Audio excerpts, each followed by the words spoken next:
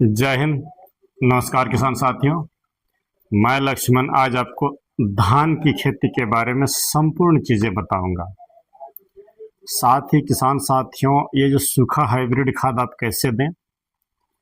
धान की खेती में देखिए गीला खाद छींटना असंभव है, तो उसके लिए सूखा सॉल्यूशन लाया हूँ, सूखा मिक्सचर। यहाँ पर यह बात जरूर आपको बता दूंगा कि आप कोई भी सब्जी वर्गीय फसल किए हैं, अगर यह खाद दे रहे हैं जड़ों में, तो जान लीजिए वो दोगुना रफ्तार से बढ़ेगा। तो आज का जो वीडियो का मेन मकसद है कि संपूर्ण धान की खेती का एक नपा तुला सधा हुआ जानकारी, हर चीज कोशिश करूंगा कि कवर कर सकूं। इस वीडियो को देखने के बाद आपको इधर उधर ताकने झांकने की जरूरत ना पड़े। रोपाई की अभी बारिश जोरदार हो रही है, संभवतः आप भी रोपने को तैयार होंगे या रोप रहे होंगे।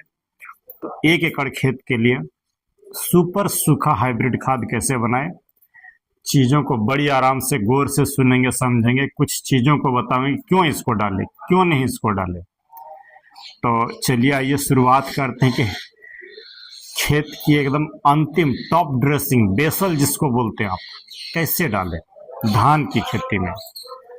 तो देखिए यह जो कॉम्बिनेशन होगा, हम 16 पोषक तत्व को कवर करने का प्रयास करेंगे, तो ताकि हमारा बढ़वार एकदम सम्यक और उचित ढंग से हो। चलिए आइए शुरुआत करते हैं। कितनी मात्रा में ले उन बातों को भी नोट कर लेंगे। डीएपी नहीं मिल पा रही है तब भी आप क्या दिमाग लगाएं, क्या करें, वो हर चीज आपको बताऊंगा। तो हाइब्रिड खाद, सूखा हाइब्रिड खाद सूखा छींटने के लिए आप कैसे बनाएं। पहली सामग्री इधर देखो, ये सरसों खल्ली। 1 एकड़ में आपको डीएपी नहीं भी अगर मिल पा रही है, 50 किलो तो जरूर ही मिलेगी। नहीं मिल पा रही है तो आप 30 किलो ये सरसों खल्ली डालेंगे 1 एकड़ में। ये देखें, मैं इसको चूर करके आप डालेंगे। बार बार आपको एक ही बात बता रहा हूँ कि सरसों खल्ली को चूर करके डालेंगे। देखिए इसको देने के बाद धान में आप बढ़वार को नहीं संभाल पाइएगा, बस यही जान ले ये धान की खेती के लिए अमृत है। तो पहली सामग्री हो गई सरसों खल्ली, 30 किलो लें, एकदम चूर करके डालें। मैं आपको दिखाने के लिए सब चीज़ें बता रहा हूँ। ये सरसों खल्ली 30 किलो दें। बेल वर्गीय फसलों में भी इसका प्रयोग ना करें। धान में कर सकते हैं, आपका बैगन में कर सकते हैं, केला में कर सकते हैं, मिर्ची में कर सकते हैं, लेकिन बेल वाली फसलों में बरसात में नहीं दें। तो पहली सामग्री हमारी हो गई सरसों खल्ली 30 किलो। दूसरी सामग्री जो मैं डाल रहा हूँ वो पाउडर फॉर्म वाली एसएसपी। देख ले गौर से। 1 एकड़ खेत में देखिए सस्ती चीज़ है, 750 रुपये पैकेट में आपके वहाँ मिल जाएगी ये। तो 750 रुपये के हिसाब से मिलती है, तो आप 100 किलो एसएसपी डालें। 30 किलो सरसों खल्ली, 100 किलो से 150 किलो जो है आपको ये पाउडर फॉर्म वाली एसएसपी डालें। इसमें आपका फास्फोरस मिल जाएगा, कैल्शियम मिल जाएगा, सल्फर मिल जाएगा। तो आप जरूर ये एसएसपी डालें। नहीं डीएपी मिल रहा है तो उसी के विकल्प के चीज़ों को मैं बता रहा हूँ आपको। उसके बाद 100 किलो ये ले, और आप जो है उसमें लगभग 12 से 15 किलो म्यूरेट ऑफ पोटाश लें। अधिक देने की कोई ज़रूरत नहीं है। ये 12 से 15 किलो ये लाल वाली पोटाश लें। देखें सुपर रिजल्ट निकाल के देगा। अगर पोटाश होंगे तो हमारे कल्लों की भरमार होगी फसल पर। ये पोटाश डाल दिए हम, 12 से 15 किलो लें। 20 किलो डीएपी जरूर डालें। ये देखें, अगर मिल जा रही है तो डालें, नहीं मिल रही है तो भी काम चलेगी। ये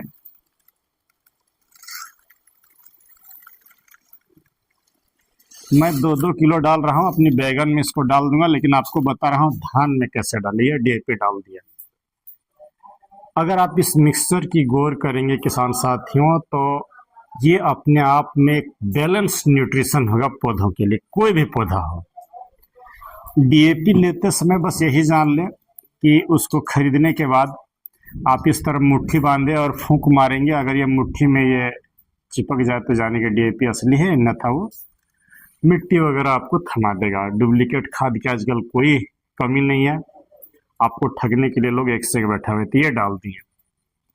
अगला जो आप डालेंगे वो है बोरोन। बोरोन 1 किलो आप जरूर डालें, अच्छी कंपनी का डालें। बार बार बोल रहा हूँ मैं, हमेशा आपको यही टाटा कंपनी इंडोरामा का B20 ही प्रिस्क्राइब्ड करता हूँ, क्योंकि मुझे जिससे रिजल्ट मिलता है मैं वही आपको बताता हूँ। आप और बड़ी कंपनी का कॉम्पो एक्सपर्ट का ले सकते हैं, यारा का ले सकते हैं। ये देखिए बोरोन डाल दे रहा हूँ। हम ऐसी चीज दें, एक बार ये खाद अगर आप दे रहे हैं तो बस यही जान लें आगे कभी आपको फसल में रोग बीमारियां लगभग नहीं आएगी। हम हर चीज को इस पोषण से कंट्रोल करने का प्रयास करेंगे। बोरोन दे दिए। यहाँ पर कैल्शियम और मैग्नीशियम नहीं डालने बोलूँगा, मेटालिक फर्टिलाइजर। अगला जो हम डाल रहे हैं वो ह्यूमिक एसिड।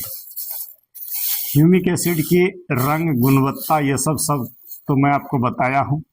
फिर भी मैं जिस ह्यूमिक एसिड को आपको दे के भेजता हूँ उसका क्वालिटी चेक कर ले। इधर थोड़ा सा ये देख ले कि ये कैसी है एकदम। आप किसी भी आदमी से 2000 रुपया किलो लेंगे और मेरा ये 200 रुपया किलो आपको ज़्यादा बेस्ट रिजल्ट निकाल के देता है। ह्यूमिक एसिड आप 3 किलो डालेंगे 1 एकड़ में। इसको देने के बाद जड़ों का विकास होगा। कल्लों को आप गिन नहीं सकेंगे, उतने कल्ले इसमें आएंगे। सब चीज़ों को अच्छी तरीके से मिला दें, जितनी मात्रा में बोला। ये देखिए इस तरीके से मिला लें। मिलाने के बाद आप रोपाई से 1 दिन पहले इसकी छिंटाई कर दें, या रोपाई के दिन भी छिंटाई कर सकते हैं। दानेदार जहर बहुत एक्सट्रीम कंडीशन है तो दें, अन्यथा बिल्कुल नहीं दें। सब दे रहा है इसलिए आपको देना पड़ेगा, ये कोई जरूरी नहीं है। तो यह जो खाद मैं आपको बता रहा हूँ, रोपाई से पहले अगर आप दे रहे हैं, यूरिया नहीं अभी डालने बोल रहा हूँ, कब डालेंगे, क्या करेंगे, सारी चीजें बता रहा हूँ। खेत में पानी कोशिश करिए कि 1-2 इंच रहे तो ज़्यादा अच्छा होगा। ज़्यादा पानी रहने से रिजल्ट कम मिलेगा, पहले ही बोल दे रहा हूँ। अगर यह खाद मिट्टी में मिल जाए और थोड़ा सा 1-1.5 इंच खेत में पानी रहे, आप रोपाई कर देंगे तो ये अच्छी तरीके से मिट्टी में मिल जाएगा। ज़्यादा पानी रहने से घुल के असुविधा होगा। तो ये हो गया हमारा बैलेंस न्यूट्रिशन। केला किए हैं, अमरूद किए हैं, आम किए हैं, छोड़ के आपकी कोई भी फसल है, बैगन है, टमाटर है, मिर्ची है, मिट्टी चढ़ाते समय भी आप इसको दे सकते हैं। बेसल में भी आप इसको दे सकती हैं। सूखा हाइब्रिड खाद है। रिजल्ट एकदम आंखों देखी मिलेगा, बस यही जान ले। इधर उधर कहीं भागने की जरूरत नहीं है। मैं आपको खेती में कम से कम लागत में उच्च उत्पादन दिला सकूं, यही मेरा टारगेट है। चलिए आगे बढ़ते हैं। ये हो गया हमारा रोपाई की समय की खाद। अब बात करते हैं किसान साथियों कि कुछ काम, धान की खेती अगर आप कर रहे हैं उससे भी मुनाफा निकाल लें। हम नर्सरी में लगने वाले रोग प्रबंधन, हरी खाद, जुताई, ये हाइब्रिड खाद बता दिए, जदाम सल्फर, तना छेदक, दानों को कैसे मोटा करें, कल्लों की भरमार कैसे लाएं, इन सब चीज़ों का बारी बारी से फोकस करेंगे। यहाँ पर एकदम बात सुन ले, धान की नर्सरी में 2-3 समस्याएं जोर से दिखने को मिलती है। पीले रंग के धब्बे बनते हैं, फंगस के कारण भी हो सकता है, जिंक और नाइट्रोजन की कमी से भी हो सकता है। तो इन सबों को आप मैनेज करिए। एक स्प्रे जो है एमी स्टार टॉप का 1 ml लें। धान की किस स्टेज अगर रोग लग गई है तो एमी स्टार टॉप 1 ml और अली का 1 ml, दोनों को मिला करके अगर आप दे रहे हैं तो न रस चूसक कीड़े रहेंगे, न ही फंगस रहेंगे। वो लाल पीला वाला धब्बा नहीं रहेगा। फिर भी लाल पीला अगर दिख रहा है तो यूरिया और जिंक मिला करके अगर आप छींट रहे हैं तो वो लाल पीलापन रुक जाएगा, नर्सरी स्वस्थ रहेंगे। आगे बात करते हैं किसान साथियों, ये सब खाद जो इतनी डालनी पड़ रही है आप डालेंगे, लेकिन इसके बिना भी अच्छी खेती हो सकती है, या इस केमिकल वाली जहर को हम दूर रखें तब भी खेती हो सकती है। आपको बस करना यह है कि जब नर्सरी धान की डालें उसी समय हरी खाद लगा दें। हरी खाद क्या ढेंचा की? बिल्कुल नहीं, मिक्स लगाएं। 12 किलो अनाज लें, 2-2 किलो करके 5-6 प्रकार के अनाज को मिलाएं, जिसमें 2 किलो ढेंचा ले लें, 2 किलो काली वाली तिल ले लें, तिल सुन लें, 2 किलो तिल ले लें, 2 किलो मूंग ले लें, 2 किलो लोबिया ले लें, 2 किलो सनई कुदरुम, 2 किलो मक्का ले दे दें, ज्वार 2 किलो डाल दें। इस तरह 6-7 प्रकार के अनाज को, दाल वाली, तेल वाली, अनाज वाली, सबको मिला करके 12 किलो अनाज 1 एकड़ में छिंटाई करके हरी खाद बना दें।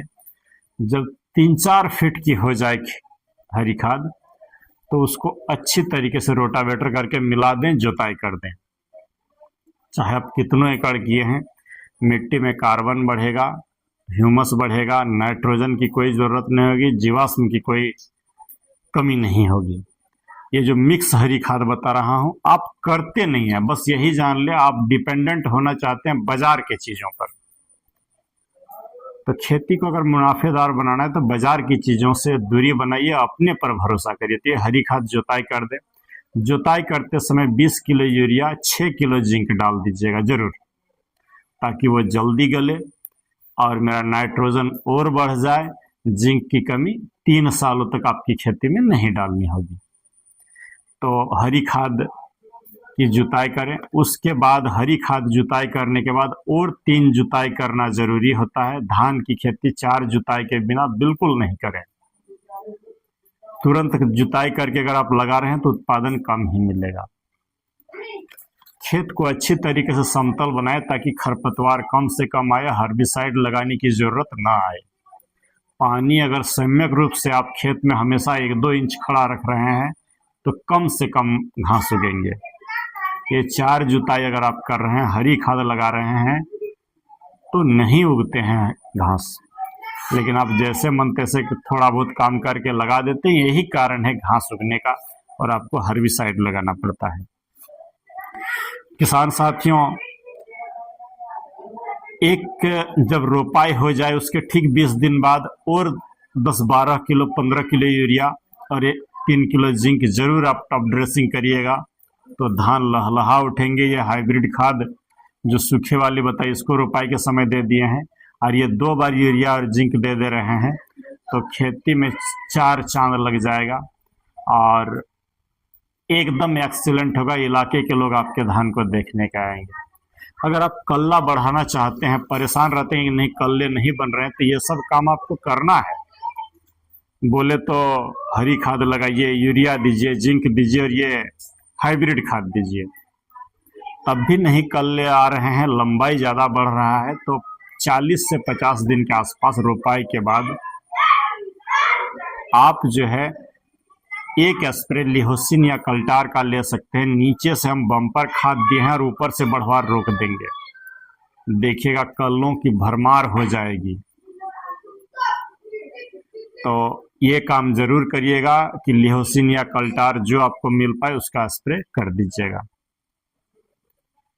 चलिए आगे बढ़ते हैं किसान साथियों, कि हम जब फास्फोरस, पोटास, कैल्शियम 16 पोषक तत्वों का पूर्ति करेंगे तो धान बढ़ेगा ही। सरसों खल्ली दीजिएगा तो वो बढ़ेगा ही। अब बात रहे बीच बीच में अगर मौका मिलता है कि उत्पादन को और आपको अच्छा करना है, 10-15 दिन 20 दिन पर एक आध स्प्रे 05234 बायोविटा ह्यूमिक एसिड का आप ले सकते हैं।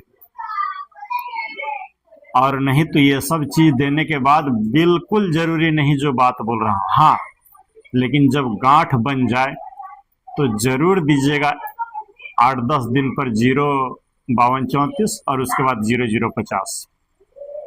0050 बायोविटा ह्यूमिक एसिड। देखेंगे बालियां लंबे निकलेंगे। दाने बनते समय एक बार बोरोन का स्प्रे जरूरी है, और ये जो 0050 बायोविटा ह्यूमिक एसिड और आपका इसाबियन और बोरोन जो बोलता हूँ उसको जरूर दीजिए। देखेंगे एक्सीलेंट होगा खेती।